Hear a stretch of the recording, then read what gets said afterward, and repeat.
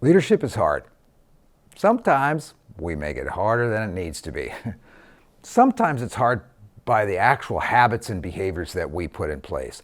The work itself can be pretty challenging, but our approach can magnify that challenging. You know that. Almost every leader that I know says to me that their work itself has gotten more difficult in the past 3 to 5 years.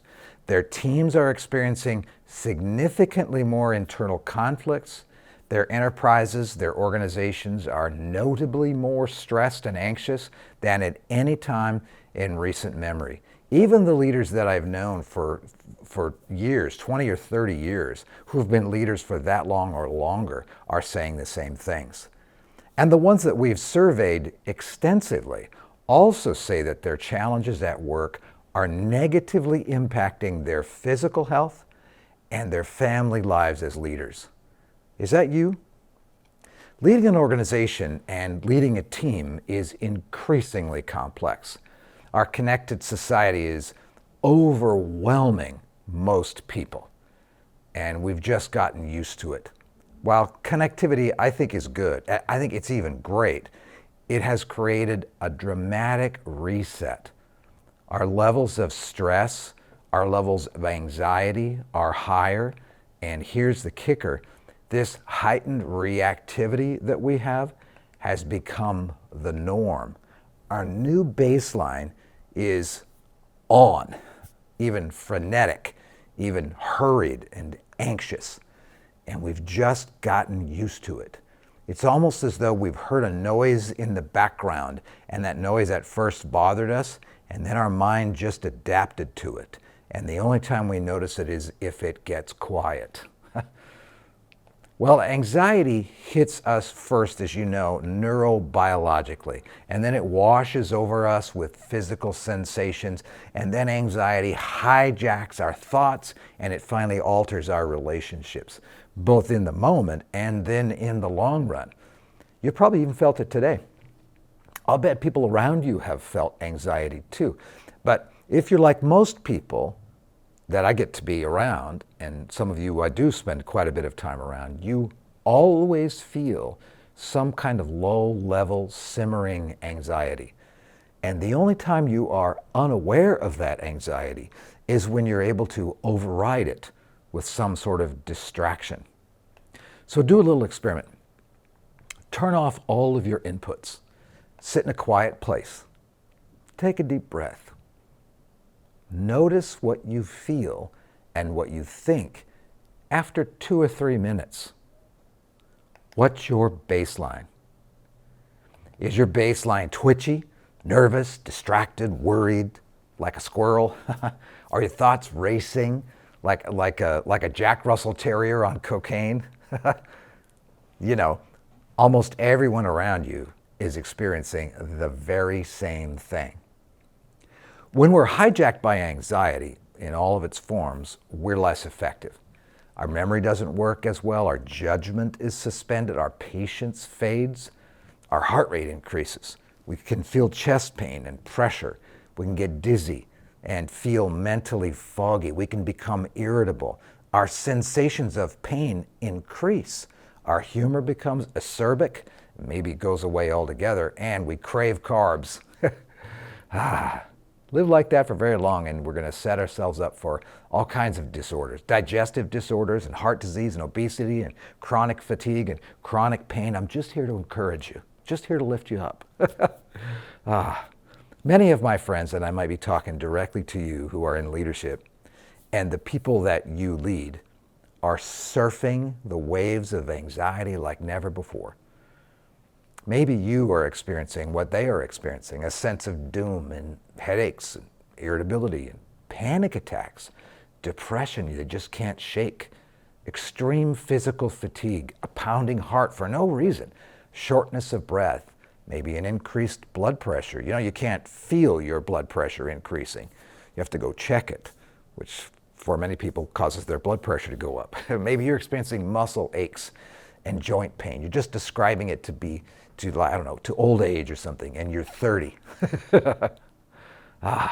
Most of the folks that we talk to just think that they're just working hard. You know, they didn't sleep very well the night before. Most of them have just simply accepted all this stuff I described as the new norm. And after all, I'm a leader. Isn't this just what leaders experience? Isn't this just the cost of leadership? No, it's not.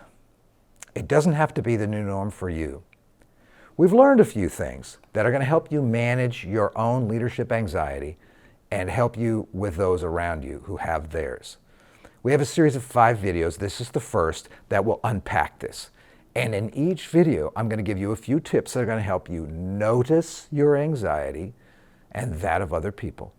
And then in the next video, I'm going to help you name it. It comes from somewhere. As leaders, like you are, or managers or supervisors, someone's trying to influence people, whether you have a title or not. Our anxiety is going to come from 5 mental models that are kind of flawed. And then in the third video of this series, I'm going to show you what to do about it on the spot and how to help others manage it as well. All right, let's dive into today's video. First of all, anxiety is the word that we use to describe a really fast, very complex response to real, perceived, or imagined threats, especially if that threat doesn't have a specific source that we can immediately identify. It's worry about what may happen in the future. It's not happening now, but it may happen in the future. We also call this reactivity. You may want to take that word and use it for your own. We react to a mental construct of what we imagine may happen. We react to an imagined threat, to a learned need. Let me say it again. We react to an imagined threat, to a learned need. And it may not be a real need. I think I need something to survive this moment, this week, this year, this job. And then I imagine something as a threat to what I think I need, and then I react to it. And that reaction is very, very fast. So deal with your own leadership anxiety by noticing it first physically. It happens so quickly, and you may have lived in it for so long that there's almost nothing to notice. It's like a rock in your shoe. You walk on it long enough, you just really won't notice it after a while. But talk to yourself. Notice what's going on physically, and then identify, oh, wait, that's anxiety. Oh, that's what that is. That response is very natural, by the way. We're designed to have a response, a fear response. It's always been this way. But we now live in a world of our own making that perpetually exposes us to inputs that scare us all the time, even on a low level. We live in a fear industrial complex. But, my friend, it's not normal. It's not good. It's not healthy. It's not right to be anxious, even at a low level, all the time. So what does it feel like for you? What's going on physically so that you can say, oh, that's anxiety? A lot of people will notice kind of a feeling, an odd feeling in the pit of their stomach, a little queasy. Or some folks notice a pressure in their chest, a tightness in their chest, or a tightness in their hands, or a tightness in their shoulders. They might find that they breathe more shallow. They find that they tense up just a little bit. They might find they're slightly dizzy. They might find that their heart races just a little bit. They'll notice this rush of adrenaline that just seems to stay with them.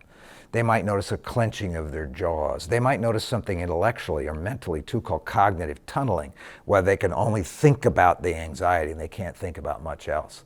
They notice this physically. Pay attention to yourself the next time you notice something like that and call it what it is. Whoa, that's anxiety. It's going to really help you. You got to be able to name that is anxiety. That's not just being busy or something like that. All right? Say, oh, I get that.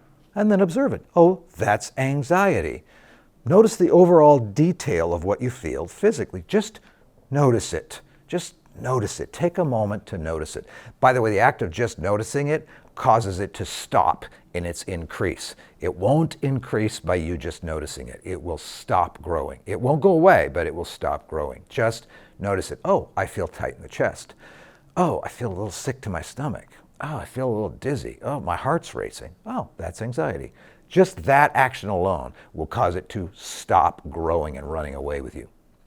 So you can also ask others that you lead and that you work with, that you feel pretty comfortable talking with as individuals or in a group, what they feel physically when they are anxious. And ask them to kind of do the same thing with you, to notice the physical sensations of anxiety. Because like I said a moment ago, we're designed to have these feelings when we feel that there is a threat. It's okay to have those feelings. The threat doesn't have to be real for us to have those feelings, and we think it's real, but it may not be. But we're still designed to be this way. So then, compare what you experience physically when you're anxious to what you feel physically when you're in another state, another place when you're not anxious. Here's a question for you to ponder. You may want to hit the big old pause button right after I ask you this question. When do you feel the most alive? Think about it. Draw that picture in your mind. Pause here and think about it if you need to. When do you feel the most alive? Then once you've described that, notice the two. Notice the comparison between when do I feel the most alive in that state, which by the way is our normal state. That's the state we want to be in most normally, and it'll be a little surprising to you when you discover what that is. It's not a state of doing nothing and sitting on the beach and staring. It's not that. It's something else. And then you compare that with those moments of anxiety that when you notice that physically, you notice what's going on. You'll compare it with that. That's normal and healthy too to feel anxiety, but notice the difference between the two. So over the next few days, if you just kind of notice anxiety and then you call it anxiety, or better yet, call it the word I like better, reactivity. Oh, I'm very reactive. Then you're going to be able to move on a little bit from it. Help a couple of people that you live with or work with do the same thing. Everyone feels it from time to time, and it's normal, and you'll make it harder than it needs to be if you just sit in it and wallow in it and think, well, I shouldn't feel anxious, and I'm anxious about this and that, and then you just stare at it. Or if you just ignore it. All right, so managing your anxiety as a leader, as a manager, as a supervisor, as someone who's influencing other people in any kind of setting, whether it's a small group of friends or whether it's at work or whether it's your family structure or sports, wherever. Whenever you're in a leadership role, notice your own anxiety and manage it. Because you're surrounded by people who also from time to time or a lot experience anxiety. So next time when we get together, our leadership anxiety comes from our assumptions, or from what we think is true, from what I like to call flawed mental models. Let's find out what those beliefs are, those false, fake mental models that don't work, that fuel our anxiety. And then let's see if those apply to some of the people that we lead. We'll see you in the next video. Thanks for hanging out.